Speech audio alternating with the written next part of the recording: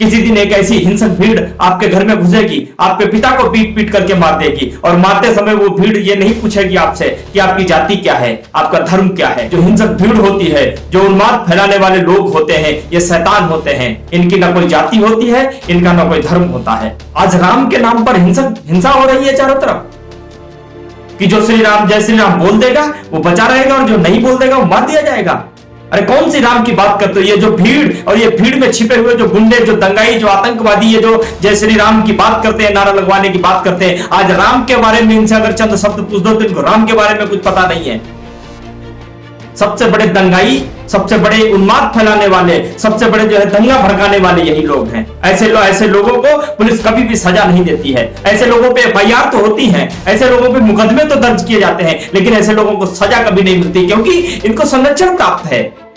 और कुछ हिंदूवादी अपने आप को कह रहे थे। अरे तुम हिंदूवादी नहीं हो, तुम इस देश के दुश्मन हो, सबसे बड़े गद्दार हो तुम, सबसे बड़े।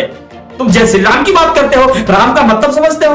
मैं फिर आपसे कह रहा हूं कि जाति और धर्म ये भीड़ में नहीं होती। भीड़ की कोई जाति धर्म नहीं होता। ये उन्माद फैलाने आते हैं, ये दंगे फैलाने आते हैं, ये लोगों को काट करके चले जाते हैं। इनकी कोई खुद की अपनी कोई जमीन नहीं, इनकी कोई खुद की अपनी विसात नहीं। साथियों नमस्कार। हम कहां से चले थे और कहां तक पहुंचे और कहां पहुंचना चाहते हैं? हम विश्व गुरु बनने चले थे, विश्व को शांति का पाठ पढ़ाने चले थे, विश्व को शिक्षा देने चले थे, और हमारे ही अपने देश में शांति व्यवस्था पूरी तरीके से अशांति में बदलती हुई जा रही है। प्रशासन, सरकार, पक्ष, विपक्ष सभी के कान पर रुई लगी हुई है। किसी को कुछ सुनाई नहीं देता, किसी को कुछ दिखाई नहीं देता। इनको तभी सुनाई देता है, तभी दिखाई देता है जब चुनाव होते हैं, जब जनता से वोट चाहिए होता है। क्या चाहते हैं आखिर? और हमारे देश के लोग कम से कम जो अभी तक वोटर हैं, सपोर्टर नहीं हुए हैं, मैं वोटरों से बात करना चाहता हूं। आप क्या चाहते हो? आप ये चाहते हो कि आपके घर में कोई उन्मादी भीड़ एक दिन घुसे और आपकी बहन और बेटियों के साथ में तार तार करके चली जाए उनकी इज्जत को, और आप देखते रहोगे, और उस समय भी आप कहोगे नहीं जो हो रहा वो ठीक हो रहा, नहीं ये तो देश के हित के लिए हो रहा है, तब भी आप यही कहोगे? किसी दिन एक ऐसी हिंसक भीड़ आपके घर में घुसेगी, आपके पिता को पीट पीट करके मार देगी, और मारते समय वो भीड़ ये नहीं पूछेगी आपसे कि आपकी जाति क्या है, आपका धर्म क्या है। क्योंकि जो हिंसक भीड़ होती है, जो उन्माद फैलाने वाले लोग होते हैं, ये शैतान होते हैं। इनकी ना कोई जाति होती है, इनका ना कोई धर्म होता है। कौन से हिंदू धर्म की बात करते हो, कौन से मुस्लिम धर्म की बात करते हो, कौन से सिख धर्म की बात करते हो, और कौन से ईसाई धर्म की बात करते हो? अरे इंसान तो बन नहीं पाए हम, धर्म बनने की बात करते हो। आज राम के नाम पर हिंसा हो रही है चारों तरफ कि जो श्री राम जय श्री राम बोल देगा वो बचा रहेगा, और जो नहीं बोल देगा वो मार दिया जाएगा। अरे कौन सी राम की बात करते हो? ये जो भीड़ और ये भीड़ में छिपे हुए जो गुंडे, जो दंगाई, जो आतंकवादी, ये जो जय श्री राम की बात करते हैं, नारा लगवाने की बात करते हैं, आज राम के बारे में इनसे अगर चंद शब्द पूछ दो तो इनको राम के बारे में कुछ पता नहीं है।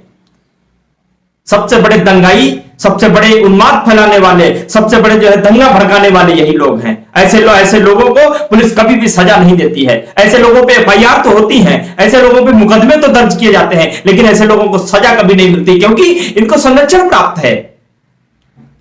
और इनको संरक्षण इसलिए प्राप्त है क्योंकि जब भी चुनाव होते हैं, उस चुनाव में ये ऐसी भाषा का प्रयोग करके, ऐसे शब्दों का प्रयोग करके ये आपस में लोगों को लड़ाने का प्रयास करते हैं, और जिसका फायदा सीधे और सीधे चुनाव में होता है। मैं आपसे पूछना चाहता हूं,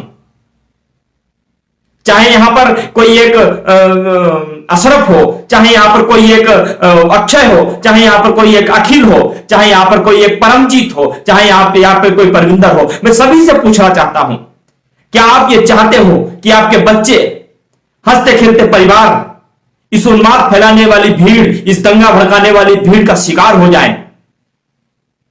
अगर नहीं चाहते हो तो आज आपको आवाज उठानी होगी। ये चंद लोग हैं जो जाति और नफरत की बात करते हैं, एक दूसरे को लड़ाने और एक दूसरे को मारने और काटने की बात करते हैं। इनका समुदाय बड़ा नहीं है। और ये क्यों करते हैं? क्योंकि इनकी खुद की अपनी कोई जमीन नहीं है, इनकी कोई खुद की अपनी कोई विसात नहीं है, इनकी खुद की अपनी कोई औकात नहीं है। ये राजनीतिक पार्टियों के संरक्षण दिए गए लोग हैं। और ये सिर्फ इसी पार्टी में नहीं है, ये जितनी भी पार्टियां हैं उनमें होता रहा है। लेकिन खासकर पिछले कुछ समय से मैं जिस भारत को देख रहा हूं और खासकर जिस उत्तर प्रदेश को देख रहा हूं, वहां पर ये चीजें हद से अधिक बढ़ती हुई जा रही हैं। कानपुर की घटना की बात करें, क्या कसूर था उस पिता का? उस पिता को लोग पीट रहे थे, पूरी भीड़ उस पर हावी थी और कुछ हिंदूवादी अपने आप को कह रहे थे। अरे तुम हिंदूवादी नहीं हो, तुम इस देश के दुश्मन हो, सबसे बड़े गद्दार हो तुम, सबसे बड़े। तुम जय श्री राम की बात करते हो, राम का मतलब समझते हो? राम ने दुनिया को क्या पाठ पढ़ाया था? राम ने तोड़ने का नहीं जोड़ने का पाठ पढ़ाया था। राम किसी जाति के नहीं थे, राम किसी धर्म के नहीं थे। राम इंसानियत की बात करते थे, राम मानवता की बात करते थे। और तुम उसी मानवता और उसी इंसानियत को आज शर्मसार करने पर तुले हुए हो और बात करते हो, श्री राम की बात करते हो। कौन से श्री राम की बात करते हो? तुम्हें लगता है कि ऐसा करने से तुम्हारे घर में राम आएंगे? एक नहीं, आप लाखों लाख मंदिर बनवा लो, ये फिर भी राम तुम्हारे घर में नहीं आएंगे। राम किसी के घर में प्रवेश नहीं करते। राम यहां प्रवेश करते हैं, हृदय में प्रवेश करते हैं, दिलों में प्रवेश करते हैं राम। और आज चंद जो धर्म का ठेका लेते हैं, जो धर्म के बारे में बड़ी बड़ी व्याख्या देते हैं टीवी चैनलों पर बैठ करके, और जब ऐसा लोग करके चले जाते हैं तब उनको नकार देते हो। नहीं, ये हमारे साथी नहीं है, इनको हमने कभी देखा नहीं, इनसे हम कभी मिले नहीं, इनसे हमारा कोई परिचय नहीं। आवाज क्यों नहीं उठाते आप इनके खिलाफ? आपको आवाज उठानी चाहिए इनके खिलाफ। ये सिर्फ और सिर्फ दंगा भड़काने और भीड़ को जो है तहस नहस, लोगों में जो है नफरत का जहर घोलने का ही काम नहीं कर रहे, बल्कि ये हिंदू धर्म को बदनाम करने का भी काम कर रहे हैं। अगर आप ठेकेदार हो तो ऐसे लोगों के खिलाफ आवाज उठाओ। खाली भगवा वस्त्र पहन लेने से, तिलक लगा लेने से कोई हिंदू नहीं हो जाता। हिंदू धर्म जितना व्यापक है, उससे व्यापक है उसका जो निर्माण, उसका जो स्वरूप है, उससे भी व्यापक है। वो लोगों के लिए दिल में जगह रखता है, नफरत की जगह नहीं रखता है लोगों के अपने दिल में।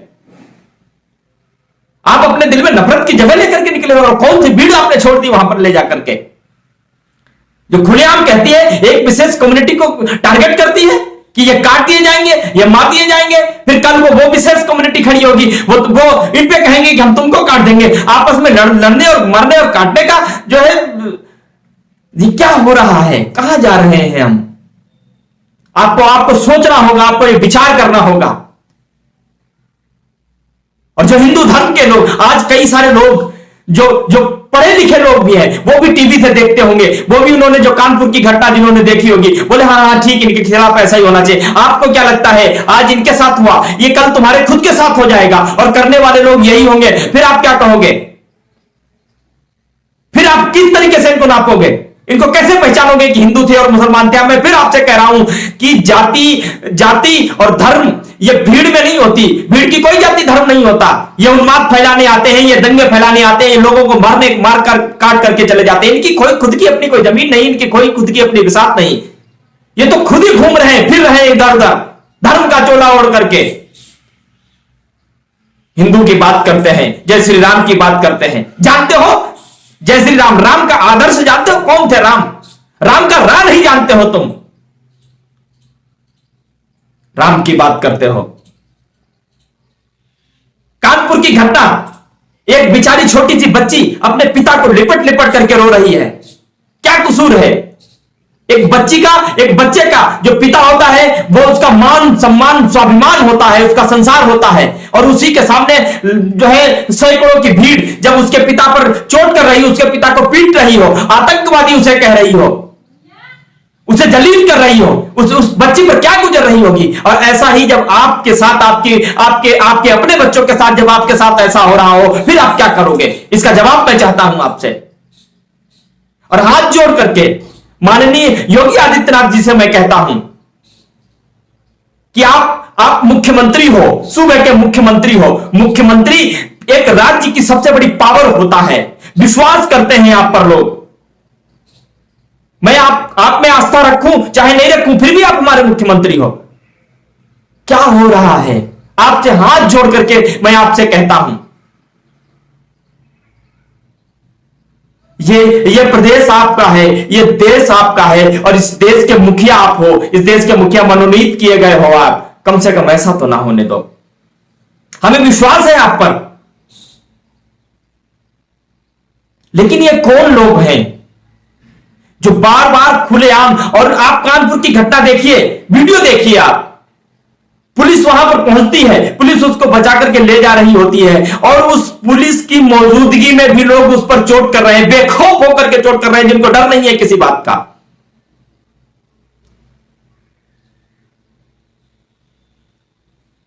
साथियों, अभी भी समय है, सचेत हो जाओ।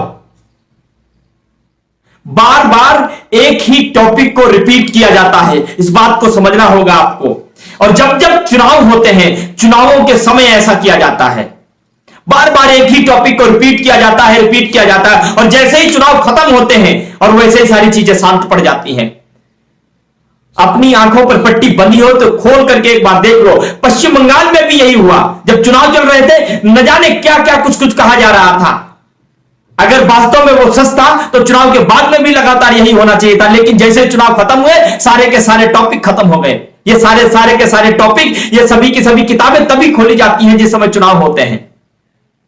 हम आपसे फिर से एक बार कहना चाहते हैं, एक बार अपने आप से पूछो, अपने आप से सवाल करो। यह विशेष समय होता है, और क्यों होता है? क्योंकि इन्हें एक उन्माद फैला करके, एक दंगा भड़का करके, जातियों में बांट करके, नफरत की एक विचारधारा को फैला करके ये आपसे वोट पाना चाहते हैं, क्योंकि इन्हें सत्ता चाहिए, इन्हें कुर्सी चाहिए। ये कुटपंजिए लोग, ये गुंडे लोग, ये कहां से आते हैं? इनको संरक्षण कौन देता है? इसकी जवाबदेही किसकी होगी आखिर?